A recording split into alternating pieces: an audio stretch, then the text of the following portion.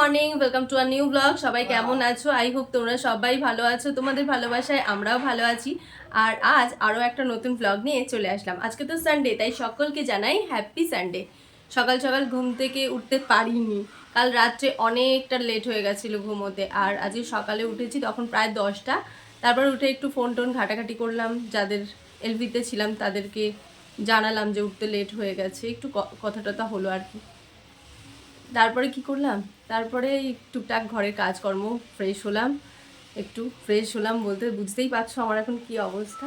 সঞ্জীব এই যে বসে রয়েছে, এখনও বিছানা টিছানা গোছানো হয়ে গেছে। তারপরে একটু গেলাম রান্নাঘরে, মা ময়দা মেখে টেকে রেখেছে, ওগুলো মা বেলে দিল, আমি একটু লুচি টুচি ভাজলাম। তারপরে ওই আলুর চচ্চড়ি বানালাম, মা আলু কেটে রেখেছিল, আমি শুধু ওই আলু তরকারিটা করলাম আর লুচিটা ভাজলাম।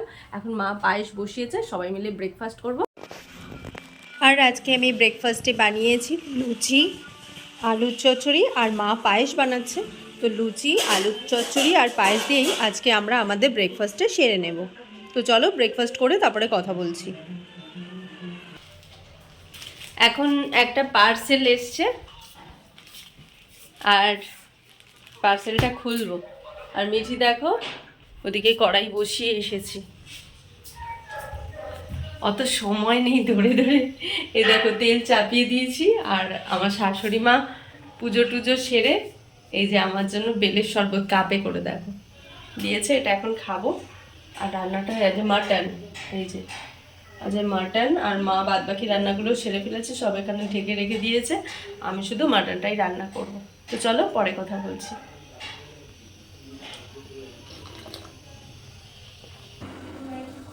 আমার মাটনটা রান্না হয়ে গেছে, আলুটা খুব সুন্দর সেদ্ধ হয়েছে, আর মাটনটাও খুব নরম তুলতুলে হয়েছে একেবারে, খুব সুন্দর একটা স্মেল বেরোচ্ছে। তো এখন মাটনটা নামিয়ে নেবো আর ঘরে গিয়ে দেখবো, আরেকটু হোক 5 মিনিট, না হলে আরেকটু নরম হবে। তাহলে কুকারে তো দিইনি, কড়াইতেই রান্না করলাম। কড়াইতে করলে না একটু টেনশন থাকে মাটন, যে সিদ্ধ হয়েছে কি না হয়েছে কি না। তো যাই হোক আরেকটু হোক এটা। আমি ততক্ষণ যে পার্সেলটা এসেছিলো ওটা একটু খুলে দেখি, চলো দাঁড়াও দেখো। হ্যাঁ দেখছি।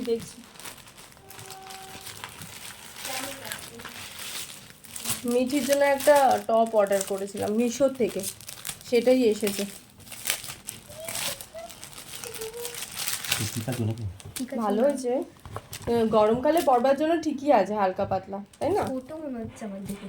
ছোট না, এটা ক্রপ টপ তো, শর্ট সাইজের। মেটেরিয়ালটা ভালো, হ্যাঁ সফট আছে, কালারটাও বেশ সুন্দর না? তা মিশো থেকে ভালোই হয়েছে তাহলে। কত নিয়েছে বলো তো? 176। ঠিকই আছে, বাইরেও এরকমই দাম বলো। চলো খেতে দিয়ে দিই, রান্না হয়ে এসেছে, চলো আমার স্নান করতে হবে। আর আজকে মা রান্না করেছে কি দেখিয়ে দাও একটু। গাজর দিয়ে আলু ভাজা, এটা থোড় ছোলা দিয়ে করেছে বড় বড় করে কেটে। আর লাউ করেছে, লাউ বটি ওটা বলে, বড়ি দিয়ে করেছো না মা? লাউ বটিটা বড়ি দিয়ে করেছে। আর টমেটো দিয়ে মুসুর ডাল, আর আমি মাটনটা করেছি ঝাল ঝাল করে। তো চলো এটা দিয়ে তুমি খেয়ে নাও, ও খেয়ে এখন মিঠিকে ডান্স ক্লাসে দিয়ে আসবে।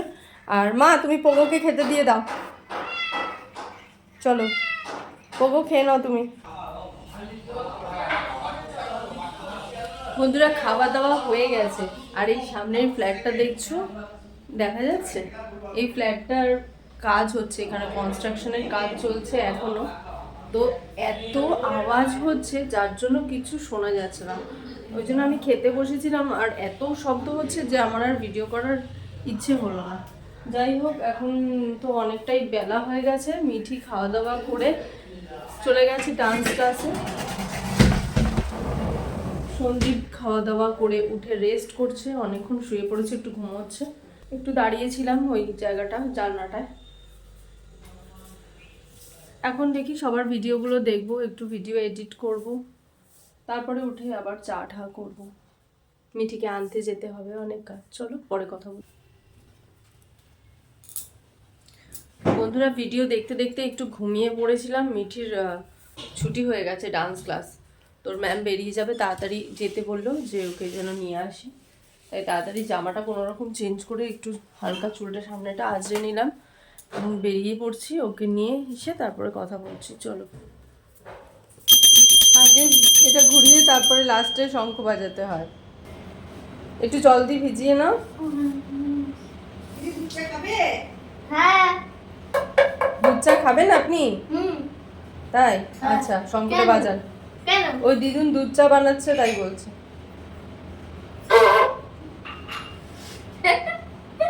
হি হি হি, সিরিয়াস হয়ে বাজাও। হাসতে হবে না। ও মা পারছে না বাজাতে, ছেড়ে দাও। চলে আয়। এই শঙ্খটা প্রচন্ড মানে টাইট, বাজতে চায় না সহজে।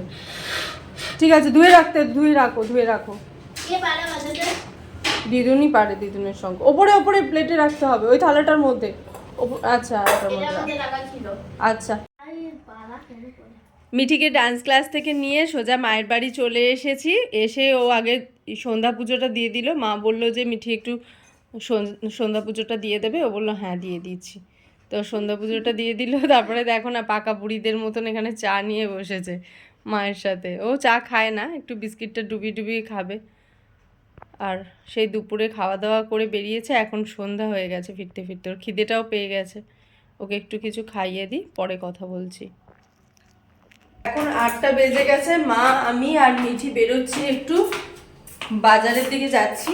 মিঠিকে কেক খাইয়ে দিয়েছি, আর বাজারের দিকে একটু ঘুরতে যাব। তারপরে যদি টুকটাক কিছু কেনাকাটা থাকে ওগুলো করব। তারপরে মা আমাদেরকে বাড়িতে, আমাদের ফ্ল্যাটে দিয়ে আসবে। তারপরে মা বাড়ি চলে আসবে। চলো এখন। হাত দেবে না, ওখানে করে না শোনা মা, করে না।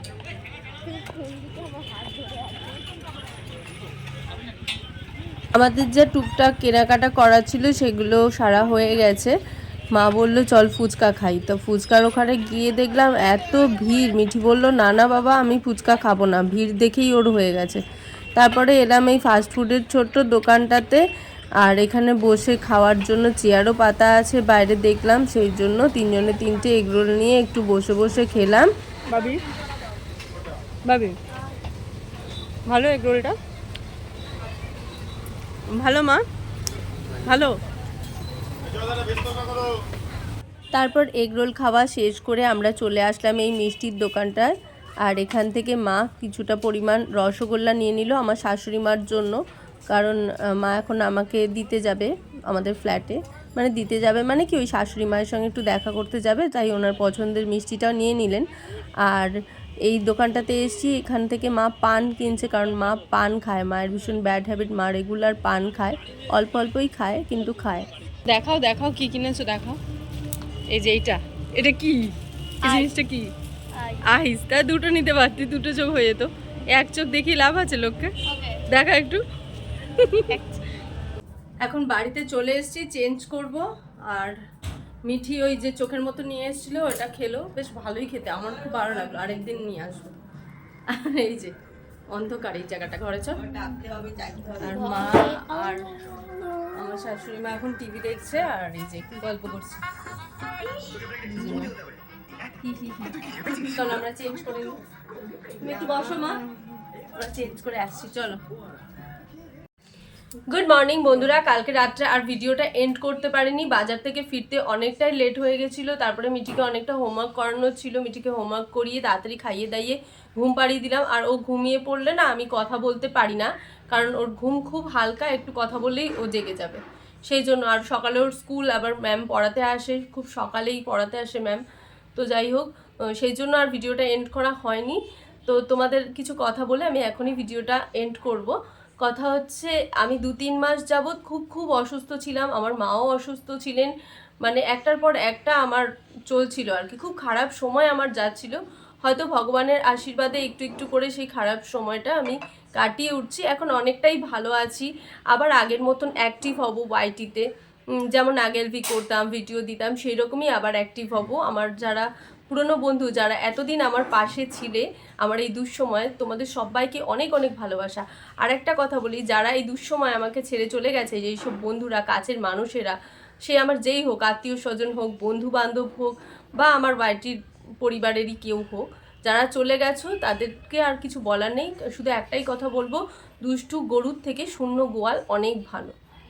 স্বার্থপর মানুষ জীবনে থাকার থেকে না থাকা অনেক ভালো। ঠিক আছে। আর আমিও অনেকের পাশে থাকতে পারিনি, কারণ আমার সময়টা খুব খারাপ চলছিল, যেটা তোমাদের বলছিলাম। এবার থেকে আমি চেষ্টা করব সবার পাশে থাকার। তোমরা যদি পারো আমার পাশে থেকো, সবসময় না পারলেও মাঝে মাঝে থাকার চেষ্টা করো। এইটুকুই। তোমরা সবাই ভালো থেকো আর সবাইকে ভালো রেখো আর খুব হাসি খুশি থেকো। চলো ভিডিওটা এখানেই এন্ড করছি, টাটা।